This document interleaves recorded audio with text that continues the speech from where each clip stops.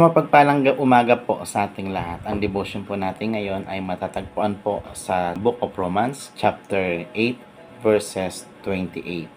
Sabi po dito, alam natin sa lahat ng bagay ay gumagawa ang Diyos para sa mabuti kasama ang mga nagmamahal sa Kanya.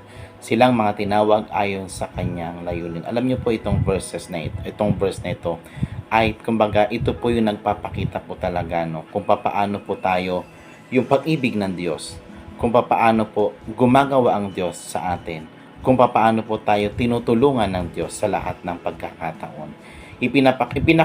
Pinapakita po dito nung nauna pong mga talata yung mga kung papaano po kumikilos sa atin at kung paano tayo tinutulungan ng banal na Espiritu po, no.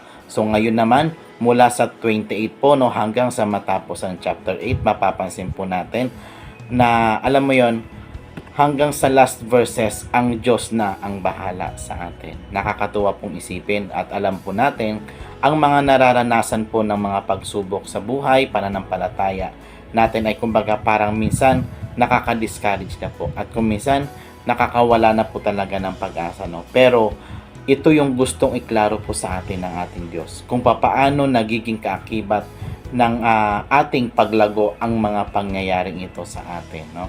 Pero ganon po katalaga katalino ang Diyos. Ginagamit niya ang mga pangyayari para sa kapakanan po natin. Lahat ng mga nangyayari pong yan ay ginagawa po sa atin bilang para maging positibo po sa atin. Alam natin po ang salita ng Diyos ay totoo. Kilala natin ang Diyos. Alam natin na ang salita ng Diyos ay mapagkakatiwalaan po. Alam natin na kapag nangako ang Diyos ay kanyang tutuparin dahil kilala natin ang Diyos. Alam natin ang Diyos ay gumagawa sa lahat ng bagay para sa ikabubuti po natin, no? Ang salita pa lang po na nagsasabing ang Diyos ay gumagawa. Ibig sabihin, pinapakita po niya yung kanyang katangian kung sino po talaga siya. Isang Diyos na makapangyarihan, Diyos na may kakayahan, Diyos na soberano sa lahat ng bagay at sa lahat po ng panahon, no? Na kahit napakiramdam po natin ay alam mo yung parang guguho na yung mundo natin sa daming pagsubok, pero ang Diyos po nariyan po talaga, nagbibigay po sa atin ng pangako na ang bahala, na ako na ang bahala, alam ko na ang mangyayari, stand still ka dyan anak, no? Kumbaga yun yung gustong sabihin sa atin ng ating Panginoon, ng ating Diyos, na talagang nagbibigay sa atin ng tulong, no? 'Di ba kay sarap mong pakinggan na may Diyos po na nagsasabi po sa atin na sige anak, ako nang bahala. Ako na yung gagawa para sa iyo, no? Ano po sabi? All things, sa lahat ng bagay, pagsubok man po 'yan, sa material man 'yan, pananampalataya man 'yan, at ibig sabihin po sa lahat ng bagay, ang Diyos po ay gagawa para sa iyo. No? Tandaan po natin, hindi tayo tinawag hindi dahil sa galing at talento po natin, kundi tinawag tayo ayon sa layunin at biyaya po sa atin sa pamamagitan ng ating Panginoong Hesus. Paano po natin ito may apply sa ating pang-araw-araw na pamumuhay? Kapatid, bilang isang mananampalataya, protektado tayo, no?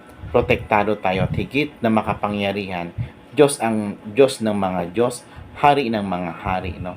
Na may mga laksa-laksang anghel na mandirigma, no? Kumbaga, sino ang mananampalataya na hindi magkakaroon ng kasiguraduhan kung ang tulong na galing sa langit ay nasa atin po, no? Kumbaga, makikita po natin dito yung talagang tulong ng ating Diyos, no? Tulong ng banal na Espiritu sa mga previous verses, at dito naman tulong na mismo ng ating Diyos kung papaano po gumagawa ang paraan sa kanyang mga anak. Kapatid, panghawakan mo ang salita ng Diyos. Kinilala ka ng Diyos nung una pa man. Pinapakilala mo ba ang Diyos na makapangyarihan at kanyang pag-ibig sa ibang tao na wala pang tunay na relasyon sa Kanya?